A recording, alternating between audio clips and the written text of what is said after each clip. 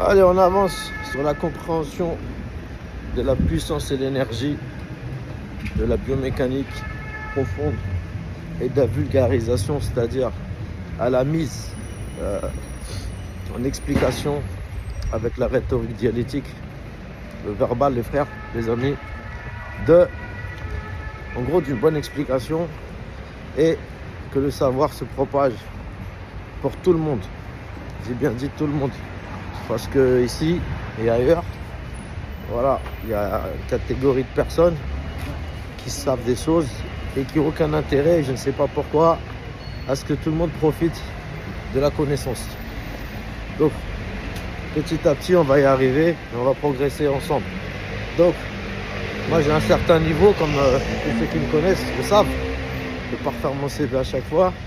Pour ceux qui ne pratiquent pas les arts martiaux chinois, et, vous pouvez faire une recherche, c'est facile. Vous verrez qui je suis, ce que j'ai fait. Sinon, si vous critiquez sans savoir quel bonhomme et me juger à mon faciès, vous l'aurez dans le fion. Voilà, désolé du terme. Voilà, pour ceux qui ne savent pas ce que c'est qu'un fion, tant mieux. Voilà les petits. Donc on repart sur le sujet immédiatement. Là, on avait parlé de la puissance et l'énergie qui émane du cerveau, bien évidemment, et qui se propage dans les fascias. Mais l'erreur que font beaucoup de praticiens, même des ostéopathes, même des médecins ostéopathes, des gens qui pratiquent le soin avec la main, par exemple les kinésithérapeutes, etc., ils ne vont pas assez dans la profondeur des choses. Je parle pour beaucoup, pas pour tous. Maintenant, dans la pratique des arts martiaux, encore moins, pour pas dire 0,000000001. Voilà.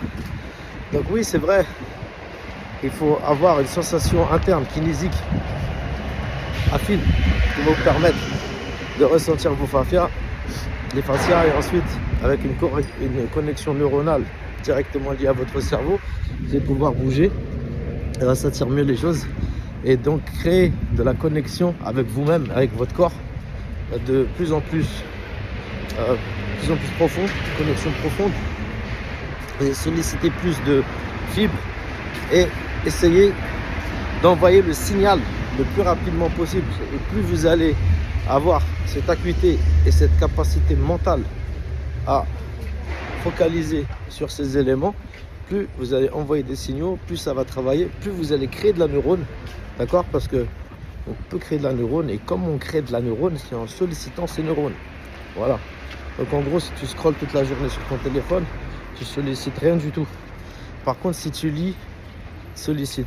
Maintenant, si tu bouges et que tu es toujours en synergie, tu vois, entre, c'est pour ça qu'on parle de yin et yang en Chine, mais on s'en fout du yin et yang aujourd'hui. C'est important de le dire et de le préciser et de le rappeler. C'est-à-dire que tu ne fais pas que des mouvements. Ça, c'est bien. Maintenant, tu as une pleine conscience de ce que tu fais et t'envoies l'énergie. L'énergie, c'est aussi une intention. Tu vois, tu envoies cette intention qui part directement de ta matière grise. D'accord? La matière grise, c'est la matière du cerveau qui, si vous voulez, sans employer des termes comme thalamus, etc., cortex, c'est pas le but. C'est celle qui analyse l'information. Ensuite, tu as les matières blanches dans le cerveau qui, eux, par contre, se propagent dans la moelle épinière et qui sont directement reliées à tes nerfs sensitifs et tes nerfs moteurs, qui vont envoyer la puissance dans les muscles et qui vont aussi renvoyer dès qu'il y a un stress, c'est-à-dire un mouvement qui va taper ta main, ou même tout simplement une sensation. Là, par exemple, je ressens le vent, l'air, ça envoie ces matières à travers les nerfs. Ensuite, ça repasse par la moelle épinière et ça donc sollicitation de ces matières blanches qui sont en connexion permanente avec la matière grise. Et donc c'est un éternel ping-pong de j'envoie l'information, je reçois l'information, d'accord? Donc plus ça, c'est rapide, c'est connecté, parce qu'il faut en avoir conscience de ça pour le connecter, on est d'accord? Si tu n'as pas une bonne connaissance de ton corps et de ton esprit, c'est lié, parce qu'en fait, là, mon point, il est connecté à mon cerveau. C'est logique. Ma peau, elle est connectée à mon cerveau. Maintenant, les gens, comme par manque de savoir, ne savent pas comment développer, tu vois, ces acuités, ces capacités physiques, physiologiques, afin de les développer au mieux. Parce que plus tu connais ton corps, plus tu es intelligent. Ben oui. plus tu connais ton corps, le corps, le cerveau, il fait partie du corps. C'est ça que les gens, ils oublient. Tu vois, là, je sais que tu es en train de te dire, ouais, c'est pas con ce qu'il dit. Les gens, quand ils dissèquent, tu vois, ils dissèquent et ils font une frontière entre le corps et l'esprit. Mais non, ton cerveau, il fait partie de ton corps. C'est quelque chose qu'on peut palper, on est d'accord. Ok? C'est quelque chose qui est mesurable. D'accord? Tu vois, les neurones, même ce qu'on appelle le chi, l'énergie interne, soi-disant. Elle part d'où? Pas forcément d'une intention, pas forcément de ton cerveau. Tout part du cerveau. D'accord? Il n'y a pas de cerveau, il n'y a plus rien du tout. Donc, tu envoies, il y a une intention que tu envoies. Ensuite, le corps, par magie, il est composé.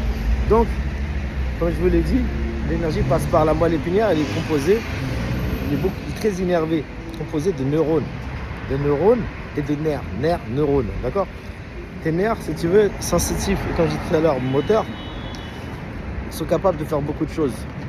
Donc, ce transport d'énergie est fait tout simplement parce que tu vas envoyer une intention, donc par la moelle épinière. Là, on va parler de manière simple. Et ensuite, tu vas pouvoir générer un mouvement. Ce mouvement-là, comme je l'ai dit, si tu as conscience de tes fascias, tu vas pouvoir mettre ton attention sur tes fascias.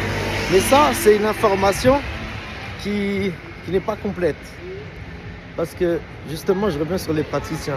Ils parlent des fascias, blablabli, blablabla. C'est bien. Sauf que la réalité des choses, c'est que le fascia, il ne bouge pas tout seul. Le fascia, il ne bouge pas tout seul. Qu'est-ce que ça veut dire, le fascia, il ne bouge pas tout seul? On dit que il faut travailler ses fascias. Oui, il faut travailler tes fascias. Mais à l'intérieur des fascias, il y a quoi? Tu as des nerfs. Tu as des nerfs qui sont composés aussi d'axones. D'accord? Les nerfs sont composés d'actions et il y a des réactions chimiques. Ces réactions chimiques, par exemple, les sportifs de haut niveau, ils parlent de resynthétisation de l'adénosine triphosphate qui passe en diphosphate, l'ATP, ça vous connaissez. Maintenant, il y a autre chose, il y a des ions. Ok? Donc, qu'est-ce qu'ils font les ions? Quand envoie ton signal, il y a plein de petits bip bip bip bip bip dans ton corps. Si tu veux, les nerfs, ils sont pas. Quand par exemple on parle du nerf sciatique, ça tout le monde a entendu parler, on pense que c'est un fil linéaire, mais en fait non, il est entrecoupé. C'est un signal, un rien du tout. Donc, dans le rien du tout, il y a du fascia, je parle bien dessus, qui est composé de plusieurs couches. D'accord, le fascia. Le fascia, déjà, c'est pas qu'un truc, hein, c'est un interdit fascia, il y a plein de trucs. Partie externe, interne, etc. Bref, voilà, on sait que c'est comme un gel, tu vois. Mais c'est un gel qui est composé de sang, est composé d'eau, il est composé de collagène et d'autres choses qui consolident tout ça. Mais comme je viens de te le dire, il est entrecoupé de nerfs. Sinon, il ne pourrait pas bouger en fait. D'accord? Il ne pourrait pas bouger. Il faut de l'oxygène aussi. Donc, ce qui est très important, c'est de comprendre que tu as des nerfs. Et ces nerfs-là, pipe avant. Tu as plus, moins. Il y a des ions dans ton corps. C'est pour ça que c'est important de bien s'alimenter. Moi, j'ai du potassium, sodium, etc. Je ne suis pas médecin, mais vous m'avez compris. Bien s'alimenter pour que justement cette chaîne continuelle d'énergie, tu vois, elle soit fluide, qu'elle soit puissante, tu vois. De l'énergie de ton cerveau, ton énergie de ton esprit soit puissante et qu'il y ait une continuité la plus fluide possible, tu vois. Il ne faut pas qu'il y ait un élément du circuit qui soit déficient. Donc il faut travailler en toute pleine conscience de ces circuits. Et en fait, quand tu vas envoyer, qu'est-ce qui va se passer? Tu vas envoyer de l'énergie. Cette énergie, avec cette réaction chimique que produisent les ions, vont glisser sur la membrane, vont glisser en parallèle de la... Enfin, ça va passer par la membrane, tu vois, qui s'appelle l'axone, qui est le prolongement d'un nerf. Dans des nerfs sensitifs, tu as plein de petits nerfs, tu as plein de petites bips et tu as un axone.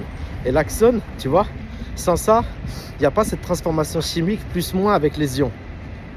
Et là il y a de l'électricité, tu vois, il y a de l'énergie, tu vois, qui passe. Et cette énergie qui passe, plus elle est puissante, plus elle est rapide, tu vois, plus ton coup, ton mouvement est puissant et fort, d'accord? Résistant, d'accord? Donc c'est très important de comprendre ça. Donc pour rester vif, il faut avoir une pleine conscience de son corps et connaître les trajets et les mécanismes d'activation de ce champ magnétique électrique. D'accord? Ce que je viens de dire, c'est vérifiable, c'est de la science. D'accord? Là, on ne parle plus en chinois, parce que sinon, si on vous parle de Tumai, Renmai, Sentin, Tin, Fadin, les gens ne comprennent plus rien. D'accord? Même les Chinois, ils ne comprennent pas. D'accord? Si je vous parle de Tinmo, je vous parle de Tiedi Zhuzhu, moi je parle avec des médecins. Ah, tu connais ça? Oui. Maintenant, connaître, c'est une chose. Voilà, et appliquer, c'en est une autre. Là, j'arrive à un niveau, si tu veux, j'essaie de vulgariser ce que je fais. C'est d'expliquer ce que je fais. Voilà, parce que les gens, des fois, ils te posent des questions. Ouais, mais comment tu travailles tes fascias? Mais comment tu travailles ici? Travailler ces fascias, c'est leur donner de l'élasticité. Leur donner de l'élasticité, c'est bien les nourrir. Tu vois, prendre suffisamment d'eau, les étirer, tu vois, les étirer parce que, et les nourrir, tu vois, leur donner beaucoup d'eau, les hydrater. Fascia, elle aime bien être hydratée, donc il faut l'hydrater. Après, on va pas aller sur la médecine chinoise, il vaut mieux boire de l'eau chaude, de l'eau froide, etc. Parce que là, je vais vous perdre, d'accord? Mais bien s'hydrater, s'étirer, ensuite faire des exercices où il y a un petit peu du rebond, mais sans sauter quand je dis rebond. Plutôt comme un arc, d'accord? Les fascias, ils aiment bien les choses où c'est arqué et tu relâches. C'est arqué et c'est là, tu vois? Ça travaille leur réflexe, leur résistance et aussi leur souplesse en même temps, tu vois? Pour sa statodynamique, tu vois? Et le fait de tirer, relâcher et repartir, tu vois? Dans un mouvement où tu ferais par exemple du combat, il faut travailler ça pour avoir ce qu'on appelle l'énergie cinétique. J'en ai déjà parlé. Donc travailler ça. Là, on parle du travail du corps. Et aujourd'hui, j'ai voulu vraiment expliquer que le travail du fascia, oui, c'est une chose, mais le fascia tout seul, il est inerte. D'accord? Donc, il faut bien comprendre qu'il est innervé et que c'est la connexion que tu fais avec ton cerveau et tes nerfs qui fait que tu vas allumer toutes les ampoules, ce que j'expliquais tout à l'heure. Tu vois, ces nerfs, ils vont bosser, tu vois, ils vont générer une énergie en réaction de ce stress que tu envoies, tu vois, une énergie, tu vois, de par ces ions qui passe par les nerfs, tu vois, qui longe les axones, tu vois, et puis après qui saute de nerf en nerf, plein de signaux, plus, moins, et fou, tu vois, et c'est comme ça que ça fonctionne. Donc maintenant, quand tu as compris ça, tu as compris par quoi est traversé ton fascia. J'ai fait exprès de parler au singulier parce qu'en fait, si tu regardes les fascias, ils sont tous reliés entre eux, d'accord? Sachant que ton cerveau, à part les nerfs, le sang, voilà, etc., quasi tous les fascias. Tout est fascia. Tout est fascia. Le cœur, les poumons, tu vois, ils sont englobés de fascia, ils sont traversés par les fascias. Donc, il y a aussi des nerfs partout, tu vois, des nerfs sensitifs. Donc c'est très important d'avoir conscience de tout ça. Donc il faut s'étirer, il faut bien s'alimenter et il faut travailler en pleine conscience de tes fascias. Sachant que dans tes muscles ils sont entremêlés, entrecoupés, entourés de fascias. Mets ton attention sur tes fascias, prends des bouquins, travaille avec des gens de qualité et tu verras ta santé non seulement elle va s'améliorer, tu vois, si tu dors suffisamment, tu te respectes suffisamment. Parce qu'une fois que tu as compris tout ça, si je vais aller sur le plan de la médecine, si tu as compris tout ça, tu as compris que dès que tu as des tensions neuronales, donc que tu as des tensions émotionnelles ou psychologiques, ben forcément, ça envoie un signal dans ton corps puisqu'on fait partie d'un tout. Donc tu vas te tendre. Il y a des gens qui vont se tendre, par exemple, au niveau du diaphragme. Respiration bloquée, anxiété, stress. Il y en a, ils vont se bloquer musculairement parce que c'est des gens qui sont plutôt dans le mouvement, ils sont plutôt speed et tout. Donc ils vont avoir une réaction, il va avoir des contractions. Parce qu'en fait, tu as des petits vaisseaux sanguins qui vont péter à un endroit parce que justement, tu es trop stressé. C'est quoi un stress? Ça ne veut rien dire le stress dit comme ça. Un stress, c'est une pression, tu vois. Donc tu ressens une pression mécanique ou psychologique. Si je te mets une patate, tu bloques, c'est un stress. Quand il pleut, hop, tu reçois, c'est un stress, tu vois, tu as une pression. Tu comprends? Quand tu vis quelque chose de fort qui te touche, c'est un stress, tu vois. Donc, tu as une réaction. Tu as une réaction, il y a un endroit qui va se contracter. Donc ça va se contracter déjà dans la tête. Et hop, il y a un endroit, ça va rebondir quelque part. Et en fonction de ta personnalité, ça va rebondir soit sur ton cœur, soit sur ta respiration, soit sur tes poumons, soit ça va être tes muscles, soit ça va être de l'eczéma, tu vois. Donc la première chose qu'il faut faire, si vous avez compris tout ça, et vous avez compris parce que vous êtes loin d'être bêtes, on est tous très intelligents, Dieu merci, c'est déjà savoir que ce qui nous arrive, c'est normal d'avoir une réaction. Et que cette réaction nous indique qu'on est tendu, qu'on a subi un stress. Donc tu peux pas être stoïque tout le temps, du stoïcisme. Ouais, je reste stoïque, j'ai pas d'émotion, c'est pas possible. Par contre, ce que tu peux faire, c'est une fois que tu reçois cette information, c'est de te dire, là, il se passe quelque chose. Donc là, j'ai tout intérêt à tout de suite essayer de me relâcher au plus vite. Au plus vite, ça ne veut pas dire forcément dans la minute, hein, mais c'est peut-être dans le temps, il prendra le temps qu'il faut. Mais tu sais que si tu relâches ta tête, tout va bien, ça va aller mieux. Ça va aller mieux en grande partie. Ensuite, je te conseille de te promener, respirer, s'oxygéner, s'étirer. Donc des fois, tu vas passer par le corps. Tu te faire masser, tu vas passer par le corps pour relâcher la tête. Mais ton objectif, ça sera relâcher ta tête. Soit tu passes par la tête pour relâcher le reste, si tu as une tension musculaire, soit tu passes par le corps pour relâcher la tête. Mais toujours, le but, ça sera de relâcher la tête. Ça. Si tu as une tension, c'est que dans ta tête, si tu as une tension musculaire, c'est que dans ta tête aussi, tu n'es pas décontracté au max. Je ne parle pas si tu as reçu une blessure, hein. Je ne parle pas de traumatisme, on est d'accord. S'il y a des douleurs qui arrivent comme ça, on ne sait pas pourquoi, une opinion psychosomatique, tu fais un travail somatopsychologique. C'est-à-dire que des fois, tu vas passer plutôt par le corps, tu vois, et tu vas remonter à la tête. Tu fais un travail avec ton corps, tes muscles, tes fascias, tout en alliant et liant cette décontraction intellectuelle, psychologique. C'est-à-dire que toujours, tu restes décontracté psychologiquement quand tu fais les choses, tu vois. Après, tu essaies si tu pratiques un art martial, par exemple, là, c'est vraiment l'équilibre et le plus haut niveau du tai chi, c'est d'avoir cette explosion dans tes mouvements tout en étant décontracté. Comment tu fais pour ça? C'est justement en travaillant ce que je vous ai dit tout à l'heure.